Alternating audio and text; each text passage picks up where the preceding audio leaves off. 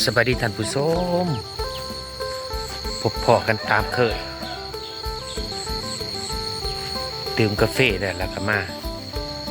สบผักท่านผู้ชมสบผักพัดได้14 วันท่านผู้ชมเบิ่งแม่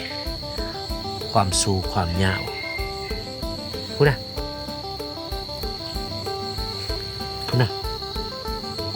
ความสูงนะงามกับงามแท้งามหวานท่านผู้ชมแม่งามมะลิหรอ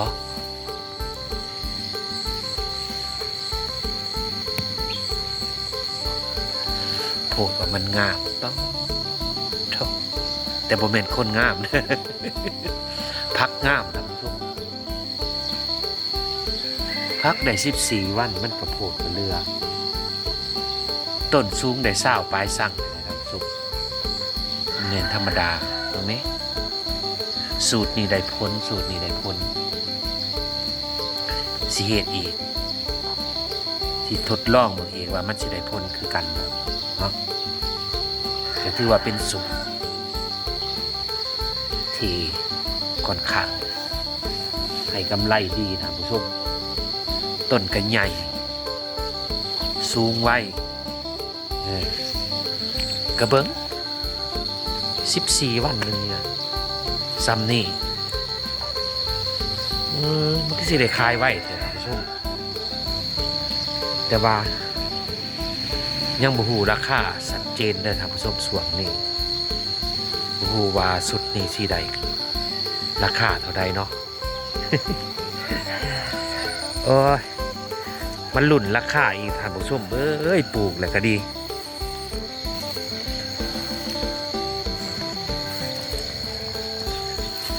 พี่ลึกขั้นมาปลูกกันพ่อได้อยู่ได้กินนี่ก็สิบ่หลุ่นดอกเนาะอันนี้ปลูกเผื่อคายมันเลยหลุ่นไปนำท่านผู้ชมยืนฝ่าบนนั้นมันจากสีปุ่นมืดหน่อยหนึ่งมากค่ะเบิ่งยกโปในเรื่องท่านผู้ชมข้าพเจ้าจะปีนกล่องไปทางนั้นให้ท่านผู้ชมเบิ่งความงามความสูงเนาะและจะพาไปเบิ่งมะเขืออยู่โซนนั้นอีกมะเขือปู้บ่เป็นธรรมดาท่านผู้ชมเบิ่งให้ท่านผู้ชมเบิ่งความสูงนี่คุณ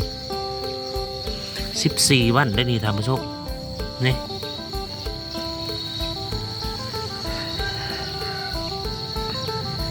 ใบกับเขียวงามเห็นไหมเนี่ยมันกระโพดพักใหญ่กว่าอายุท่านผู้ชมเอ้ยสูตรนี้ถือว่าได้พ้นงามได้พ้นดีท่านผู้ชมเบื้องหน้านี้พี่ลึกท่านผู้ชมความสูงเบิ่งเด้อให้ท่านผู้ชมเบิ่งนะร้านนี้เป็นแห้งครับเบิ่ง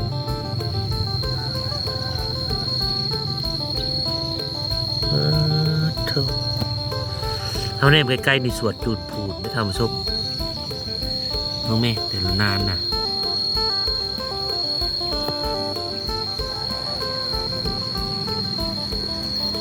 พี่เล็ก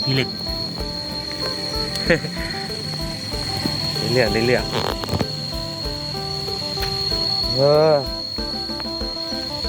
สิได้ลกล่ะราคาซ้ำได้กับสิได้ลกท่านผู้ชมเอ้ยเพราะว่ามันหอดเวลาคายมันก็ต้องได้คายเนาะ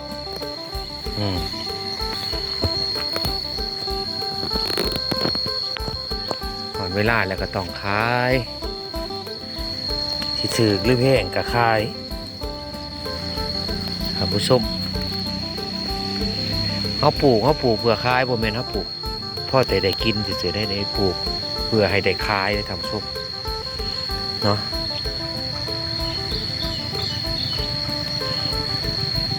ส่วนตัวข้าพเจ้าข้าพเจ้ากับบคอนข้างหมักบันไดดอกผักบงนะทำซุปเนาะใน ให้น้ำส่วนตัวได้บ่ค่อยกินผักบงไว้ซั่นซะเนาะ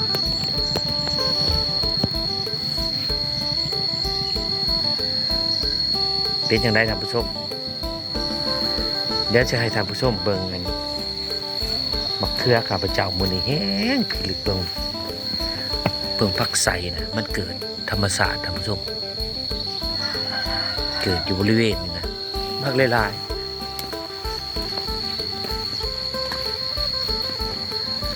เบิ่งเนี่ย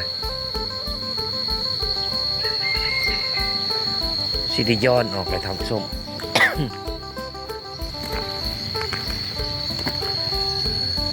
มันกระโพดมันกระโพมะเขือยังว่างามของมันพอดีของแม่ตอนไหนพี่ลึกแต่ละต้นท่านผู้ชม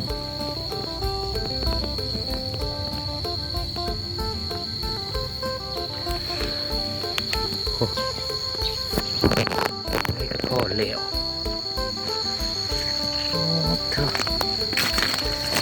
เสียหญ้าท่านผู้ชมว่าในเสีย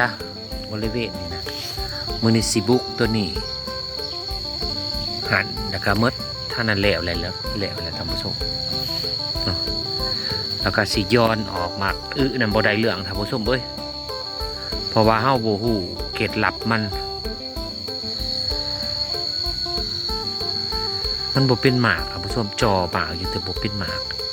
ก็สิได้ออกแล้วก็สิได้ย้อนมะเขือพวกนี้ไปยายใส่เนาะเพราะว่ามันทีโพดแล้วก็เลือหันก็สิได้ลกทิมละท่านผู้ชมผู้ใดอยากได้มะเขือก็มาเอาเด้อเขาจะได้ลกทิมได้นี่คือเบียร์หน่อยแบบนี้นี่เบียร์หน่อยแบบนี้นี่สิได้ลกออกแบบนี้ทิมละท่านผู้ชมบ่ให้มันนั่นมางำกันแบบนี้นี่จะสุดเสียดายมันเด้อท่านผู้ชมเอาเสียดายมันกับบ่นั่นดอกนี่เอาลูกออกโลดให้มันห่างแล้วก็มันก็ต้นใหญ่เนาะกะสีจงไว้ตั้งแต่ต้นช่องต้นเท่านั้นแหละแล้วห่างกะสีลกถิ่มละเนาะพอดีเสียดายเพราะว่ามันสถานที่แท้กะยังกวางบอกมันกะแบบนี้แหละท่านผู้ชมคือพอนะมันเป็นด้านมันปลูกบ่ได้เนาะกะสิคอยยายไปบองได้ปลูกได้แล้วก็สิปลูกเนาะ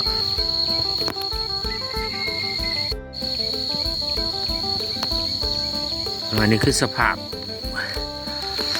อัปเดตพักบงให้ทานผู้ชมเบิ่งแล้วก็พาทานผู้ชมมาเบิ่งมะเขือเนาะข้าวโพดกระปุกอยู่ยาอยู่ติดแล้วท่านผู้ชมตัวหลักๆแท้ก็คืออยากให้ท่านผู้ชมเบิ่งอันนี้แหละ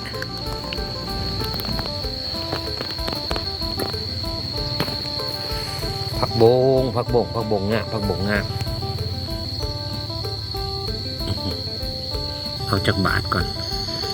พาท่านผู้ชมมาเบิ่งน้ำเต่าปุงท่านผู้ชมเบิ่งอยู่นี่มานี่มาเห็นอยู่นี่อีกแหละคือว่าอันมูมี่โอ้ยเบิ่งนี่นะอันนี้เพื่อนเอิญว่ามังนำเต่าแท้ๆทำส้มนะหน่วยนี้แห้งงามเต่าแท้ๆนี่นะน้ำเต่า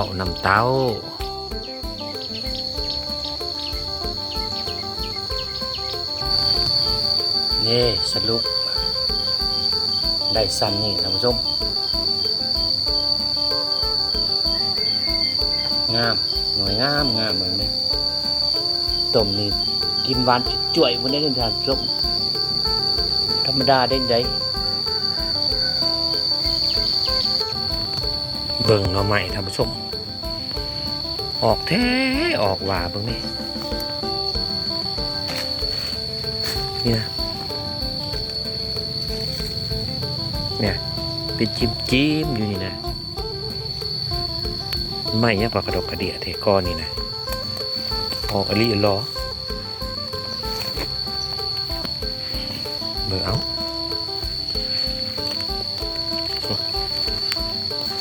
เป็นจิ้มเลย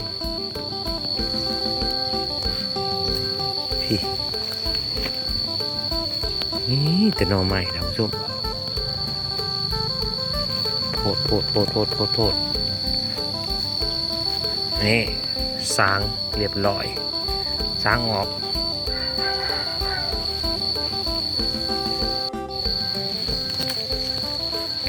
กะสีประมาณนี้แหละท่านผู้ชมอัปเดตพัดให้ท่านผู้ชมเบิ่งแล้วก็พาท่านผู้ชมเลาะเบิ่งเครื่องปลูกภายในสวนส่วงนี้กระซำสิกินนะท่านผู้ชมเบิ่งก้อนนี่ก็ออกลายศพหลบอยู่นะมีแต่หน่อไม้นี่เล็กกะสิขอลาท่านผู้ชมไปเพียงเท่านี้แหละเนาะขอบใจท่านผู้ชมติดตามแต่ต้นจนจบส่วนเป็นกำลังใจแก่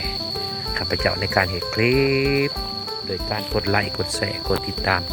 เป็นการส่งเสริมข้าพเจ้าในตัวอาจจะก็ลาท่านผู้ชมไปเพียงเท่านี้พบกันคลิปหน้าบ๊ายบายเสียงเมียงอีเด้อ